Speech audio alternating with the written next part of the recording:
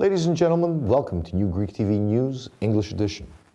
Opportunities for new investors and new jobs, and also an increase of GDP, will begin flowing this summer after a deal between Greece and the European Union will reopen stalled public roadworks projects. More than 25,000 new jobs will be created with the beginning of public roadworks across the country in accordance to what the Greek government says, with the Ministry of Infrastructure demanding transparency in the procedure. In the early talks, there was a prediction of 37.7 billion euros income from these public roadworks, and today that prediction is at 14.5 billion euros. For each part of the works in the national road network, more than 3.2 billion euros will be disbursed. Specifically, for the part of Patra, Pyrgos, Tsakona, Messinias, each kilometer will cost 6 million euros. The Olympia road segment will cost 7 million per kilometer, and E65 Skafia Theotidos Karpenisi will cost 5.4 million euros per kilometer. At the same time, these public roadworks will create more than 25,000 new jobs. Also, the GDP will rise by 1.5% in a period of 3 years. The Greek Parliament voted and passed the bill for restarting the public roadworks across Greece.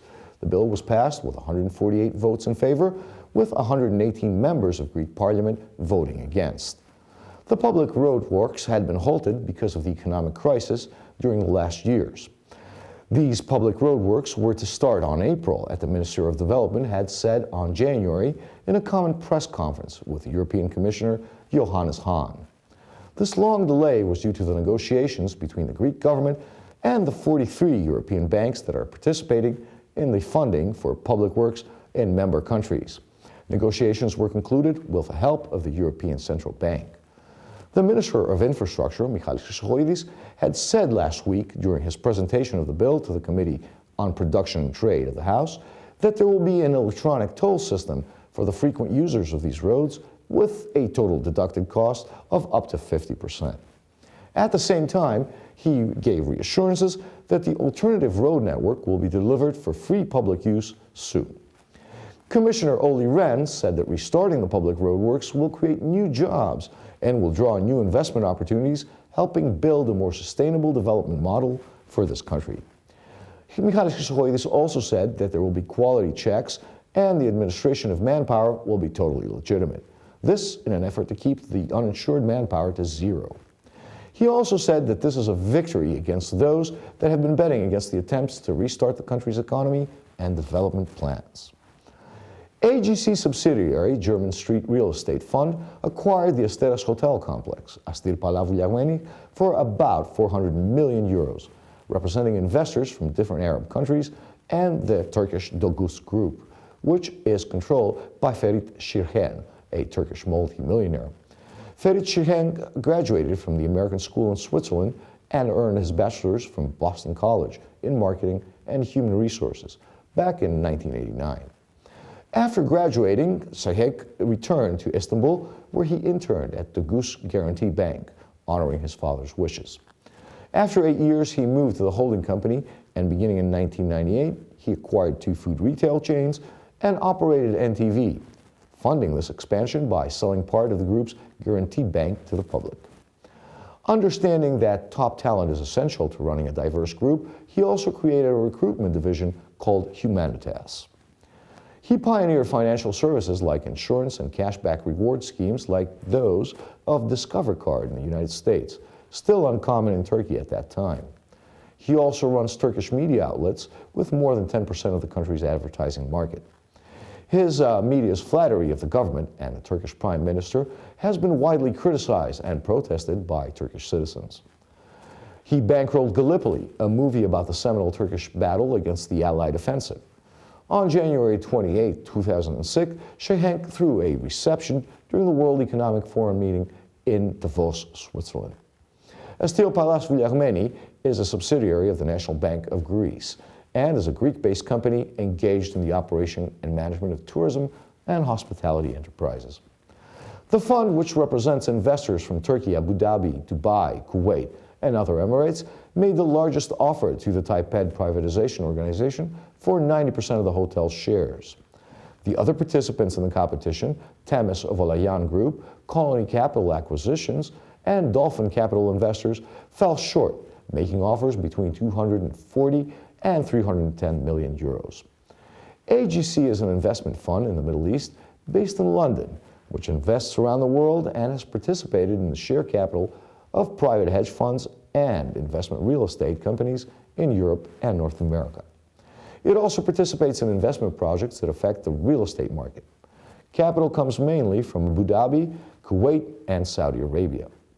The Goose Holding is one of the Turkey's major holding companies participating in the banking, construction, and tourism sectors.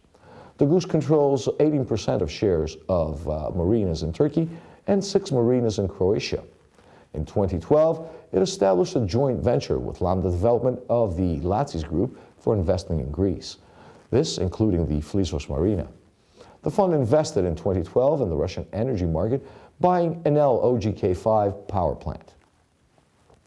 The managing director of the International Monetary Fund, Christine Lagarde, said on Tuesday that it was a matter of honor for the IMF to acknowledge its forecasting error of the fiscal multipliers in the case of Greece and other Eurozone member countries. Addressing the European Economic and Social Committee in Brussels, Lagarde clarified that even in the case that the specific error had been promptly discovered, the policy of the IMF recommendations to Greece would have been the same, but expanded over time. The IMF had explained that the error with the multipliers was that the impact of the austerity policies implemented in Greece and other Eurozone member states was incorrectly calculated in relation to the extent of Greece's economic recession. Ms. Lagarde has attributed the error to lack in related expertise in the global economic scene. The IMF has admitted to major mistakes over the past 3 years in its handling of the bailout of Greece, the first spark in a debt crisis that has spread across Europe. The Ministry of Finance, in its effort to combat money laundering, will run electronic checks on all taxpayers holding bank accounts of more than 1,000 euros and owing money to the state. Tax registries, as of tomorrow, December the 12th, will have access to bank account information. All barriers of protection of personal data have been lifted after many battles given by the relevant authorities, and therefore personal information from taxpayers' bank accounts will be available to the Ministry of Finance and more specifically to tax registry offices. Taxpayers owing the state more than 300 euros and having accounts with over 1,000 euros may be subject to forced payment of the due sum by the relevant tax registry. Municipalities paying power bills for households cut off from the grid is not a solution, according to the initiative of 5 mayors in a press conference they jointly gave. The mayors of Athens, Thessaloniki, Patra, Volos, and Ioannina noted the government only takes municipalities into account when it finds itself in a tight corner. Speaking in the wake of the tragic death of a 15-year-old from carbon monoxide poisoning due to a makeshift heating brazier used because of the power being cut off, Mr. Boutaris of Thessaloniki said there was obviously a problem with heating, but that houses are engulfed by flames not on a daily basis, adding that the tragic victim and her mother were in the country illegally and thus were afraid to ask for help. On his part, Athens Mayor Yoros Kaminis said that the issue of citizens' inability to pay bills is fodder for populism and demagogy, and asked of mayors who have differed to pay the bills of needy citizens how they would do it and how they would assess this need.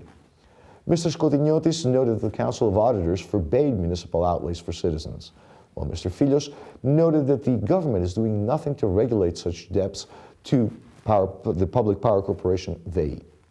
The 5 stressed that theirs was a political movement, as the central state mechanism remains over-centralized, despite promises and claims for reform. Greek authorities are working with European Union officials, but further progress is necessary, Eurogroup President Jeroen Dijsselbloem said on Monday evening after the end of a session of Eurozone finance ministers in Brussels. He added that the next aid tranche to Greece could be dispersed within the current year, provided the country meets the last prior action of the 3rd assessment of its new program, meaning the restructuring of defense industries. As for the 4th assessment, Mr. Dijsselbloem said that this will almost certainly be rolled over to next year. We're aware of the difficulties and know how sensitive the political situation in the country is, Dijsselbloem said, noting the austerity measures understandably created social tensions. He stressed, however, that there were still some structural actions necessary which have to be advanced and completed. It's certain that the new measures do not help diffuse social tensions, and therefore we're not asking for anything more than what has been agreed upon.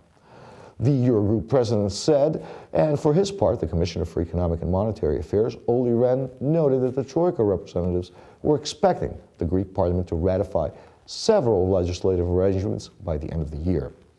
He underscored that the efforts made by Greece and the Greek people had enabled the country to tackle some of the major problems and get back on a path to growth. However, reforms agreed upon should move forward decisively, Rehn concluded. Also, European Stability Mechanism CEO Klaus Regling said that the €1 billion tranche to Greece could be paid out by the end of the year. Doctors with the National Organization for the Provision of Healthcare Services, the unified branch of the main Greek social insurance funds, including TROIKA, have announced that they will continue their strike until December the 19th.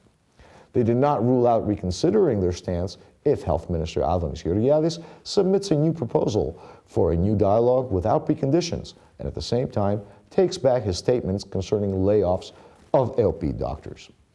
They also held a protest rally at noon on Wednesday outside the Health Ministry. The launching of the Movement of 58 at Acropole Theater on Monday night drew a lot more people than organizers had expected.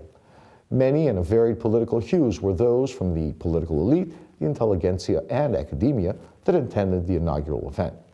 Yet the attempt to unite such a disparate political spectrum, ranging from the edges of the center-right to the edges of the communist left, is a lot more difficult than might seem. Already displeasure is expressed by followers of former PASOK President and Prime Minister Georgios Papandreou, who feel underrepresented in the 58 Charter. Others, like Thanos Moraitis, express reservations, while yet others, like former PASOK Minister Anna Diamantopoulou, called for dissolution of all center parties and registered their disapproval by not appearing. PASOK Hero Deputy Marilena Kopa also voiced very negative sentiments, posing a number of questions that had to do with actual policy, while also keeping nebulous about the relationship with Syriza. The same with former PASOK cadre Stefanos Tsoumakas, who very vehemently pointed out that the paragons of the system of interwoven interests and the mutated policies of neoliberalism and the memorandums are deluding themselves and are calculating without taking into account the desires of progressive people. However, a lot of skepticism within PASOK stems mainly from the negative stance of Dimar, and also how the transformation and inclusion of that party within a new scheme will proceed. For Dimar, however, former Prime Minister Kostas Simiris is a red flag, as he seems to have attempted to hijack the movement through the statements of support. Despite the fact that many Dimar members have signed the Charter of the 58 and are part of the movement, only Member of Parliament Grigoris Psazianos was present in Monday's night's function. For many Dimar members, there is a discrepancy in the fact that the party is in the opposition while PASOK in the government, while for many others the movement is being compromised by the presence of figures tainted by their political past who should be excluded or exclude themselves. Still, there are also discrepancies in the Charter concerning the crucial subjects of collaborations and political boundaries. For others, like Thessaloniki Mayor Yannis Boutaris, the movement should also include members from Syriza, while other members of the MAR that are eyeing cooperation with Syriza are vehemently against the movement of the 58. One of the main stumbling blocks none of the delegates, representatives, or speakers fail to regard to any depth is the lack of support faced by the whole of the center-left, very vividly expressed by the lack of any grassroots or youth support. Ladies and gentlemen, thank you for being with us for this week's edition of News. Tune in next week. This was Steven Siliopoulos for New Greek TV.